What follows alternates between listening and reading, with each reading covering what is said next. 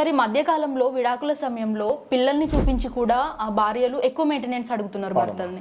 So దీన్ని ఎలా పరిగణించాలి సార్? నిజంగా చాలా మంచి టాపిక్ తీశారు మీరు. ఎందుకంటే మెయింటెనెన్స్ అన్నది చాలా పెద్ద అదొక పద్మవ్యూహం లాగా అయిపోయింది సమస్య హస్బెండ్స్ కి.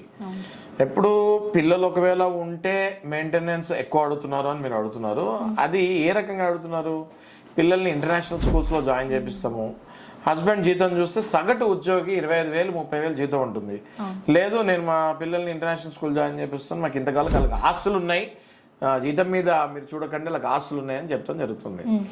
నేనేం చెప్తున్నానంటే హస్బెండ్స్కి, నిజంగానే మీకు కనుక అదర్ సోర్స్ ఆఫ్ ఇన్కమ్ అవి ఎక్కువ ఉంటే ఇస్తాం, తప్పులేదు. కానీ మీకు నిజంగానే 20-25,000 మీ జీతం ఉండి మెయింటెనెన్స్ మీ భార్య శృతి మించి అడుగుతుంది అన్నప్పుడు తప్పకుండా మీరు ఒక మంచి అడ్వకేట్ని అప్రోచ్ అవుతే మీ అసెట్స్ అండ్ లయబిలిటీస్, అంటే మీకు ఆస్తులు ఎంత అప్పులు ఎంత ఉన్నాయి, అదొకటి సబ్మిట్ చేసి మేము ఇంతకంటే ఎక్కువ ఇవ్వలేము, మా ఆస్తులు ఇవి, మా అంతస్తు ఇది, మా స్టేటస్ ఇది, నా ఇన్కమ్ ఇది క్లియర్గా జడ్జి గారికి చెప్తే తప్పకుండా